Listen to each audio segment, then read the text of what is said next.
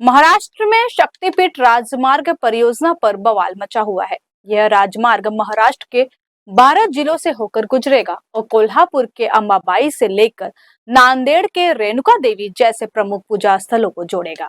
शक्तिपीठ राजमार्ग की लंबाई 802 किलोमीटर है, लेकिन किसान इसका विरोध कर रहे हैं। दरअसल किसान और एमवीए इस परियोजना के खिलाफ है, क्योंकि इससे किसानों की जमीन चली जाएगी। शक्तिपीठ हाईवे के लिए 12 जिलों में करीब 4400 हेक्टेयर जमीन अधिग्रहण की गई जरूरत है। इसमें से 81,000 हेक्टेयर जमीन किसानों से ली जाएगी। इस परियोजना की लागत 86,000 करोड़ है। शक्तिपीठ राजमार्ग वर्धा, यवतमाल, हिंगोली, नांदेड़, धाराशिव, परभणी, बीड, सोलापुर, सांगली, कोल्हापुर और सिंधुदुर्ग से होकर गुजरेगा। फरवरी में सरकार ने भूमि अधिग्रहण के लिए अधिसूचना जारी की थी, लेकिन किसान इसके खिलाफ है।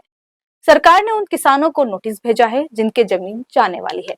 कोल्हापुर और पश्चिमी महाराष्ट्र के किसानों के पास छोटी छोटी जमीन है और उनके पास गुजारा करने के लिए पैसे कमाने के दूसरे साधन भी नहीं है। सरकार की अधिग्रहण प्रक्रिया के बाद उनके भूमिहीन होने की आशंका है। किसान पहले भी इसका विरोध कर चुके हैं। विरोध के बाद तत्कालीन मुख्यमंत्री एकनाथ शिंदे ने इस परियोजना को रद्द करने का वादा किया था, लेकिन मुख्यमंत्री फडणवीस के नेतृत्व में नई सरकार बनने के बाद उन्होंने घोषणा की कि महायुति किसी भी तरह महत्वाकांक्षी शक्तिपीठ राजमार्ग परियोजना को पूरा करेगी। किसानों के अनुसार उन्हें जो पारिश्रमिक देने का वादा किया गया था वह भी पर्याप्त नहीं है। यहाँ तक कि वे अधिक कीमत पर भी अपनी जमीन देने को तैयार नहीं है, क्योंकि उन्हें लगता है कि उनके पास खेती करने और परिवार चलाने के लिए जमीन नहीं बचेगी। वहीं अब किसानों ने आक्रामक रुख अपना लिया है और चेतावनी दी है कि अगर कोई सरकारी अधिकारी उनकी जमीन का सर्वे करने आएगा तो हम उसे नहीं छोड़ेंगे।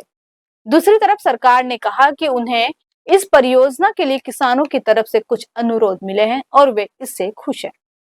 वहीं विपक्ष ने उनसे उन दस्तावेजों और उनके नामों को पेश करने के लिए कहा जो राजमार्ग परियोजना के लिए मांग कर रहे हैं। इसी बीच यूबीटी नेता संजय राउत ने महाराष्ट्र सरकार पर निशाना साधते हुए उन पर किसानों की जमीन अधिग्रहण करने का आरोप लगाया है।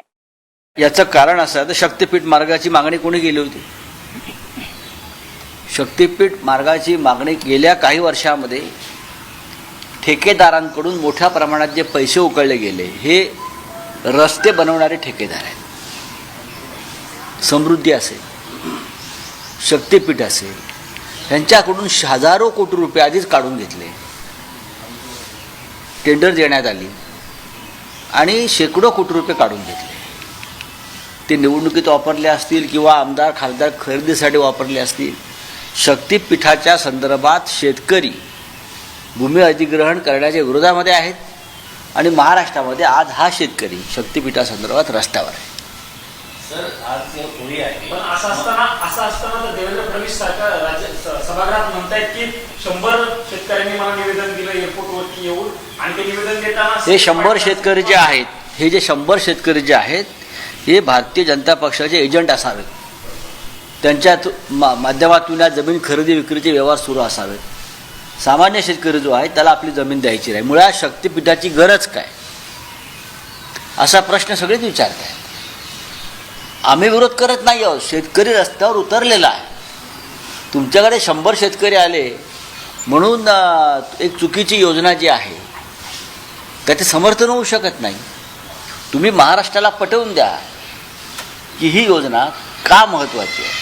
हा जो मार्ग आहे शक्तिपीठाचा का महत्त्वाचा आहे की फक्त काही ठेकेदार तुमच्या मर्जीतले आहेत त्यांना काम मिळावं, त्यांची मालामाल व्हावी आणि मग त्या पैशातून उद्या निवडणुका लढाव्यात म्हणून ही शक्तिपीठासारख्या योजना आहेत का?